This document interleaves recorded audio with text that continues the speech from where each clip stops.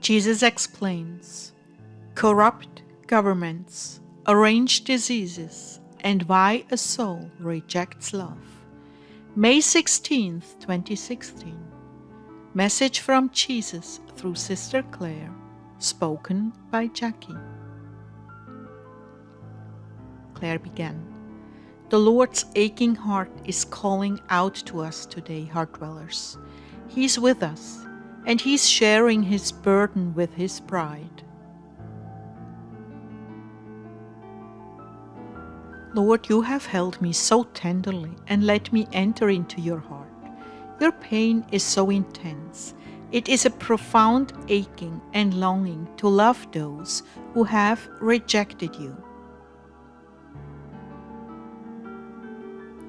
Jesus answered, My heart is yours, Clare. It is your abode, your dwelling place, your eternal place of rest and joy, transforming you from glory to glory, always moving upward like the flames of fire, consuming all the dross and moving upward perpetually. My heart is a furnace for all of mankind. It is at times a place of torment, when I see so many rejecting my love and going the way of perdition. If only they could experience your love, Lord. I've tried, but the pain of my light and my love is excruciating, and they turn away from it. But how does that happen? How can that be? Your love is so warm and comforting, secure, reassuring, and oh so very sweet. How can they turn away? Truly, I don't understand. It begins with pain inflicted on a soul mostly very, very young and helpless as children. The pain of violence, neglect, abuse, misunderstanding, and rejection.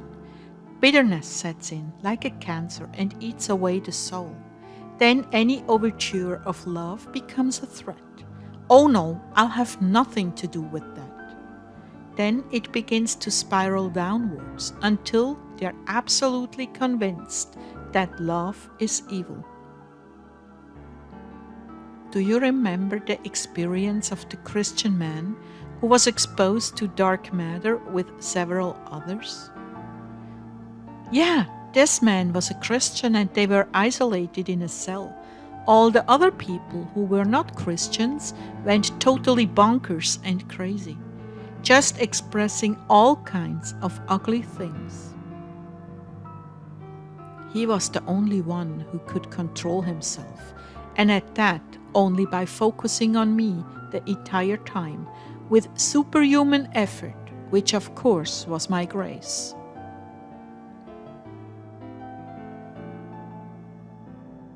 Yes, Lord, I remember that. He said that they actually found pleasure in beating one another up and doing lewd and disgusting things. It felt good to vent, to indulge, to let themselves go wild without the usual moral restraints. Well, what I'm saying here, there is relief in violence. There's a catharsis. All those years of not being able to lash back at injustices, real or merely perceived, many times inspired by demonic entities, fueling lies to build the emotions to boiling with nowhere to exit, just getting shoved and shoved and shoved deeper down and bottled up in the soulish realm. It is very much like the crust of the earth. If you were to replace each continental mass and assign it a name: violent alcoholic parents, brutal child abuse, with another continent, teachers and peers at school, and yet another continent, police, inmates, and judges, yet another continent, the public and rejection from jobs. All of these plates cause stress at different times and heat up the layers inside a person, forming great magma chambers of anger. Sometimes the magma escapes in little streams or blows up, and they end up incarcerated.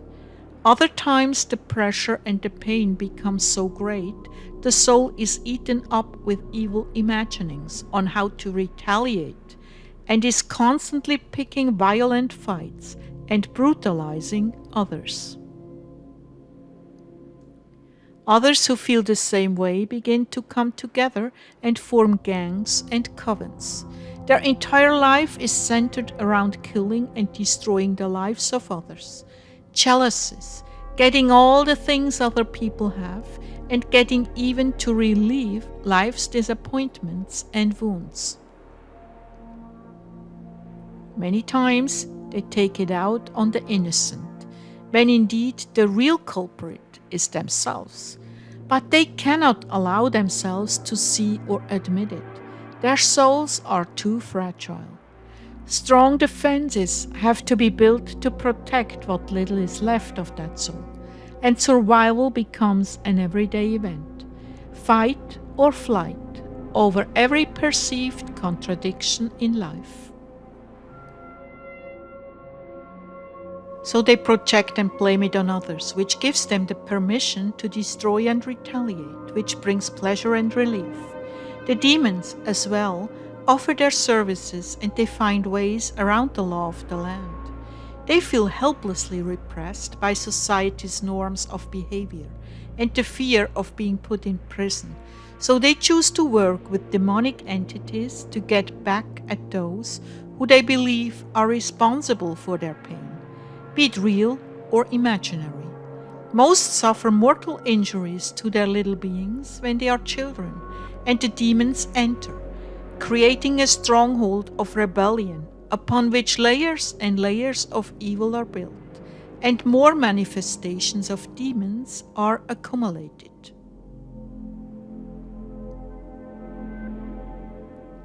Then there is the additional influence of chemistry in the substances carried in forced inoculations. There is a huge amount of damage done by these vaccines and in some cases electronic devices. As these children mature and vaccines produce the intended result, pharmaceutical companies benefit from all the drugs made to control this engineered madness, which they began in the first place. These are done en masse, so that an entire generation comes forward that is hell-bent on death and destruction. This is the generation of the young people now, in this age. It takes every moral fiber to resist finding a violent or drug-related outlet for repressed feelings. That is why so many children are committing suicide, whether intended or accidental, from drug overdoses. I have much mercy and compassion on them. Oh, Clare, it is truly tragic what has been done by the elites. The end result in these days is a culture of death and destruction, and when the appropriate time comes, mankind will be set aflame with dark matter and demonic manifestations such as have never been seen. Even now it is on the increase.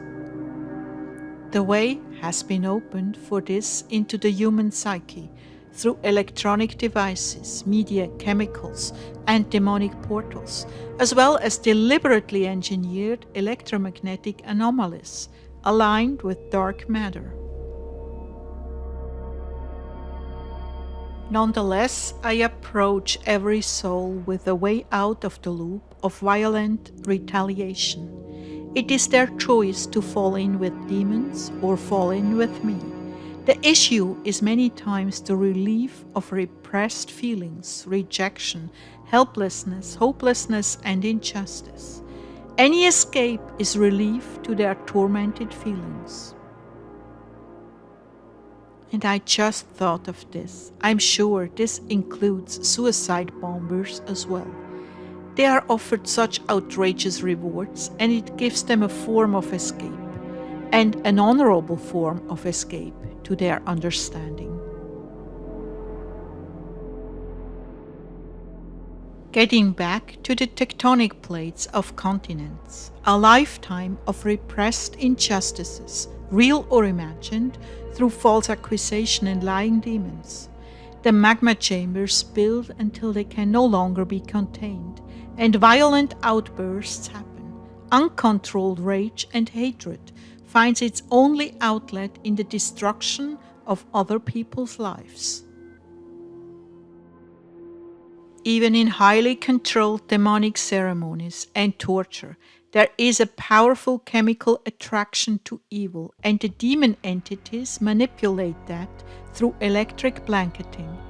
It is addictive and highly satisfying to those who have been drawn into this darkness. It is their outlet and release from repressed feelings. Oh Lord, this is way too disgusting for me. It is, but I want you to understand what the makeup is of a soul who has put on the darkness as a choice in life. They actually find release in all forms of violence, sex, torture, as well as in music and entertainment. Do you remember those times when someone cut you off in traffic and you had to control your actions and not retaliate in any way? Because now you belonged to me and the flesh has been put to death. Before you belonged to me, you got pleasure from such things. This is the same dynamic. Pleasure came with retaliation.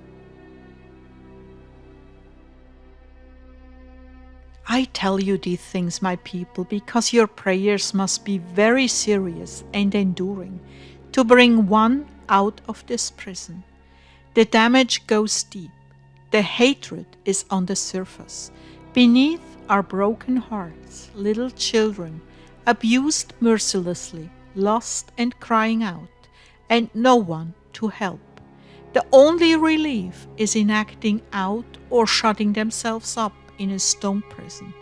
But once they escape that place, they're walking time bombs. Lord, I remember a movie we saw about a young man in school who was an absolute genius. He wasn't going to school, but he was a janitor where the school was. He solved the most outrageous mathematical problems and wrote the solutions on the blackboards. And he was always driving about looking for someone to beat up. The counselor tried to work with him and bring him out of that really destructive place. I learned a lot from that movie, although we had to fast forward it several times. That film perfectly depicted the torment of a seriously injured soul. I know how unappealing this is to you, Claire. I know some will react with disgust and question why you are talking about this subject again. Why am I bringing this up? Because you asked me, how do these souls get immersed in such darkness to the point where love becomes evil? Well, I've answered that.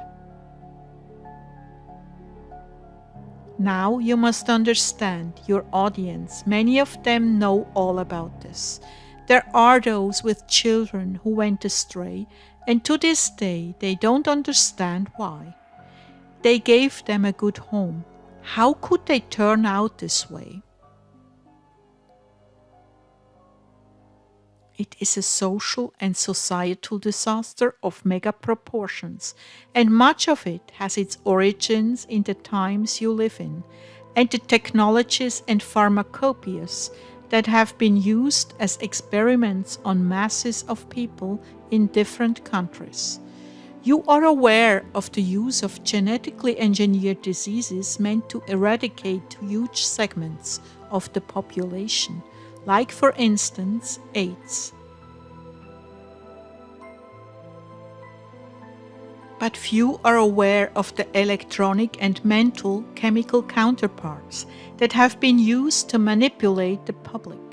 Suffice it to say, the means are just as extensive in this arena as they are in the engineered diseases arena. just less exposed to the masses, although it is coming to light now on a grand scale. People are waking up and seeing how they are treated like monkeys in a laboratory. Now for the good news. I've come to dispel the works of darkness. I've come to redeem mankind. When a soul turns to me, I begin to destroy the webs of darkness that have controlled their behavior in the past. My grace overwhelms the soul and begins the process of healing. With just the simple admission of sin and crying out for my help, I step in with generous portions of graces to overturn the electronic, chemical, and behavioral strongholds that have provoked these behaviors. You do not serve people, Clare. Stop fussing about how some will react to this. You serve me, and I wish that my people not perish for lack of knowledge. There is a time for discovery, there is a time for healing and for worship. But I will not have you ignorant of the forces that have been arrayed against you and your children in this last generation. And I declare to you all, my power is perfected in your weakness. No weapon formed against you will prosper. Even if you should lose your body, you will not lose your soul. But I'm telling you these things because many of you walk around in blinding guilt that you failed as a parent. You are with all kinds of sicknesses brought about by corrupt governments. You are so far down into condemnation that you view your life as a total waste. Others of you are saddled with all kinds of sicknesses brought about by corrupt governments. Others of you are hopelessly addicted to drugs, or so you think. There is a good reason for this all. I want you to dispense with the guilt and get to the bottom of this. If you have been a good parent, if you have been a good daughter or son, and you are still plagued by these things, I tell you the truth. You have been victimized and are not fighting flesh and blood alone, but principalities in high places, those who have chosen to destroy life rather than foster it. And nothing can oppose my grace when you give your life to me. None of these things will be allowed to dominate your life when you turn it over to me 100%. I will lead you out of this darkness you have been unable to leave on your own. I will manifest my power to transform and deliver you, and you will see victory over these things in your lives. I will deliver you from evil and establish you in my house, members of my royal family, and you will become sons and daughters of the Most High, who overcame all obstacles on earth through my power. You have only to ask, and I will deliver you. You will not have to submit your lives to any human, because I will lead in the way you should go. I will teach you. My word will finally become living as you read it, and from top to bottom will reconstruct your very DNA. I only ask one thing of you. Ask me into your lives. Make the commitment to give me full control of your life and obey me as I lead you.